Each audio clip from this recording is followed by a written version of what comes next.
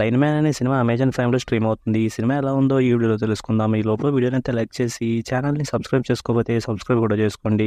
ఈ సినిమాలో ఒక విషయాన్ని చెప్పాలనుకున్నారు. ఆ విషయం అయితే బానే ఉంది. కానీ ఆ విషయాన్ని సినిమాగా చెప్పాలనుకోవడమే బాలేదు. ఈ సినిమా స్టోరీ ఏంటంటే ఒక ఊర్లో ఉండే కరెంట్ స్టేషన్‌లో ఒక పక్షి గుడ్లు పెడుతుంది. ఆ గుడ్లు పాడవకుండా ఉండడం కోసం ఊరంతా కరెంట్ లేకుండా ఉండాలని ఫిక్స్ అవుతారు. అలా ఎలా ఫిక్స్ అయ్యారు, తర్వాత ఏమైంది అనేది సినిమా.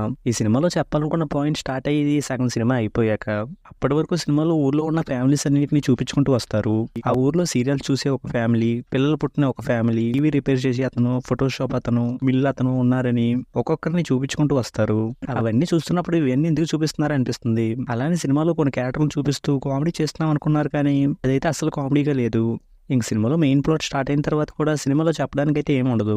కరెంట్ లేకపోవడం వల్ల ఊర్లో సీరియల్ చూడడానికి లేక, పని చేసుకోవడానికి లేక చిన్న చిన్న గొడవలు పడుతూ ఫీల్ అవుతూ ఉంటారు. సినిమాలో అలా కరెంట్ లేకుండా ఉన్నట్టు చూపిస్తున్నప్పుడు ఇలా కరెంట్ లేకుండా ఉండడం వల్లే మేము అందరం దగ్గర అయ్యాం, అన్ని విషయాలు షేర్ చేసుకున్నాం అనేలాగా ఏమన్నా పాయింట్ని హైలైట్ చేస్తారేమో అనుకున్నాను, కానీ అలా అయితే చేయలేదు. అలా చేసుంటే కొంచెం బాగుండేదేమో అనిపించింది. ఇక సినిమా క్లైమాక్స్ కూడా ఎక్స్పెక్ట్ చేసినట్టుగానే ఉంది. ఈ సినిమాలో మెయిన్ ప్లాట్ స్టార్ట్ అయినప్పుడే ఒక డౌట్ అయితే వచ్చింది. అదేంటంటే హీరో కరెంట్ ఆన్ చేయడానికి వెళ్ళినప్పుడు అక్కడ 4 ఎగ్స్ కనిపిస్తాయి. అవి చూసిన తర్వాత కరెంట్ ఆన్ చేయకూడదని ఫిక్స్ అవుతాడు. అది చూసినప్పుడు ఒక పక్షి ఒకే రోజులో 4 గుడ్లు పెట్టదు కదా. అలా రోజుకో గుడ్డు పెడుతూ ఉంటే హీరో 4 రోజుల నుంచి చూడలేదా? ఆఖరికి ఆ రోజు కరెంట్ ఆఫ్ చేసే టైంలో కూడా గుడ్లు కనిపించలేదా? అప్పటికి పెట్టలేదా అనే డౌట్లు అయితే వచ్చాయి. ఇక ఇలాగే సినిమా ఎండ్ అయ్యాక ఎగ్స్ పొదగడం కోసం ఒక చోట పనులన్నీ ఆపేశారని చెప్తూ స్లైడ్స్ వేశారు. అది వినడానికి చూడడానికి బానే ఉంది, కానీ దాన్ని సినిమాగా చూపించాలనుకోవడం వల్ల సినిమాలో అనవసరమైన సీన్స్ ఎక్కువైపోయాయి. దానివల్ల అయితే ఈ సినిమా నాకు బాగా అనిపించలేదు. ఇంక ఈ సినిమాకి నేను ఇస్తున్న రేటింగ్ అయితే 1.5 అవుట్ ఆఫ్ 5.